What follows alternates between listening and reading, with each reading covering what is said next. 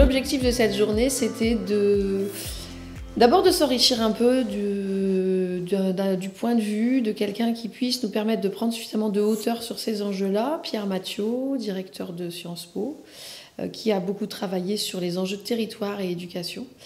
Et ensuite de susciter aussi la réflexion et d'inspirer en quelque sorte notre auditoire et nos partenaires qui participeront cet après-midi dans les ateliers.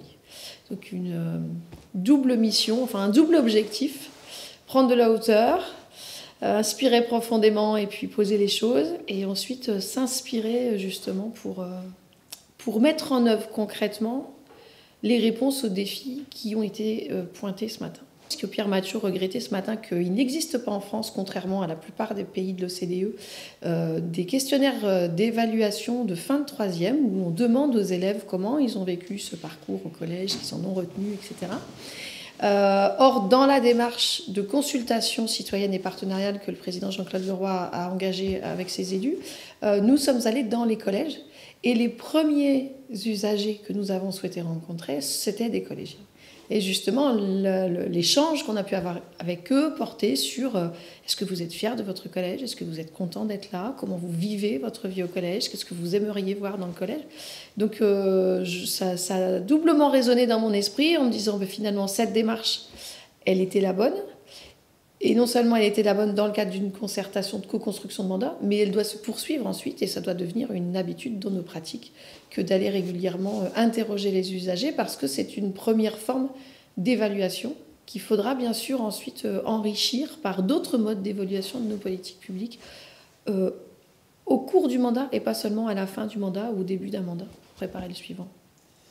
Les collectivités locales se sont toujours donné comme mission, et la nôtre au premier chef, d'ouvrir culturellement les horizons des élèves. Et on a multiplié, c'est vrai, les dispositifs pour que nos élèves puissent sortir, puissent aller au musée, puissent aller en Europe faire des séjours ou juste une journée découverte en Angleterre. Aujourd'hui, Pierre Mathiot nous apporte ce regard. Bien sûr, c'est important, l'ouverture culturelle de l'élève, et notamment dans des quartiers prioritaires où les conditions de vie sont difficiles, où les élèves ont peut-être un peu plus tendance que d'autres à décrocher. Mais il nous interpelle sur le fait qu'il faut toujours bien veiller à ce que ce soit étroitement relié à l'acquisition de connaissances fondamentales et de compétences fondamentales. Et là, ça vient interroger du coup la dimension partenariale de l'éducation. Il en a fait la démonstration ce matin, l'éducation, c'est une thématique qui est multipartenariale. Dans les communes, l'école primaire, elle est confiée aux communes, les collèges sont confiés au département, les lycées à la région, et chacun vient y apporter sa petite contribution. Ajouter à cela les associations d'éducation populaire ou sportives et culturelles qui gravitent autour de l'établissement et qui pourraient proposer des dispositifs aux collégiens. Comment on construit ces dispositifs avec l'éducation nationale, avec une exigence que ce ne soit pas juste une sortie, qui a aussi sa vertu, voilà, de découvrir gratuitement un nouvel horizon, mais que ça soit bien en lien avec les programmes, les acquis nécessaires, justement parce que le collège n'est qu'une étape dans un parcours et qu'il faut absolument y consolider les bases essentielles pour assurer la réussite demain de ces collégiens qui sont pour certains de futurs apprentis, pour d'autres de futurs lycéens. Et ça, vraiment, ça vient réinterroger notre manière de travailler, ce qui était notre objectif ce matin, vraiment de se réinterroger sur l'efficacité de ce qu'on fait et le sens de ce qu'on fait. Alors, de toute évidence, enfin en tout cas moi je suis une convaincue, je l'ai toujours dit, le collège est un élément structurant de l'aménagement du territoire.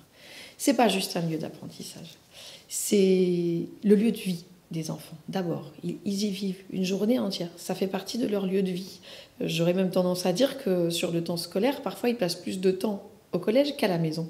Et c'est structurant dans un territoire, justement parce que c'est un lieu multipartenarial, où des tas d'acteurs territoriaux se rencontrent.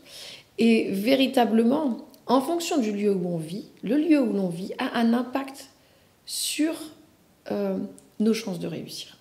Inévitablement, et la crise Covid est venue exacerber ces inégalités individuelles, mais aussi territoriales. Et dans la mesure où le lieu, le quartier où vous vivez, l'endroit où vous vivez, les caractéristiques socio-économiques de votre lieu de vie viennent influer sur vos chances de réussir, évidemment, le collège est un enjeu d'aménagement du territoire.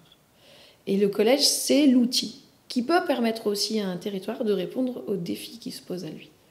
Les temps sont durs et que les citoyens sont très attentifs à la dépense publique et ont une véritable exigence, et ils ont bien raison et elle est légitime, sur la manière dont on utilise l'argent public et sur l'efficacité de la dépense publique. Or, quand un collège dispose d'un CDI et que la commune veut développer un projet ambitieux de médiathèque, eh bien évidemment, ça fait sens si on essaie de se faire rencontrer ces deux projets et qu'on essaie d'imaginer demain, sans doute, ça n'existe pas encore à l'échelle du Pas-de-Calais, mais on se dit que demain, pour répondre justement à cette exigence des citoyens, on pourrait rénover un CDI, donc améliorer les conditions d'apprentissage des collégiens, tout en l'ouvrant très largement sur la population et en faisant que ce CDI soit en réalité une véritable médiathèque ouverte au plus grand nombre dans une gestion responsable de l'argent public. Ça a du sens. Et puis ça a du sens parce que pour un enfant, parfois, on est confronté, des enfants peuvent être confrontés au conflit de loyauté entre ce qu'ils apprennent à l'école et la manière dont la famille vit, parle, s'informe, se cultive ou pas. Et l'enfant est toujours un peu partagé. Alors faire en sorte que la famille puisse apprendre en même temps que l'enfant, dans un même lieu, partagé, à s'ouvrir sur la culture, à s'ouvrir sur l'art, à s'ouvrir à la lecture, eh bien je pense que ça apportera aussi une réponse importante. C'est pas l'alpha et l'oméga, mais ça peut apporter aussi une réponse au décrochage scolaire et à la réussite de tous.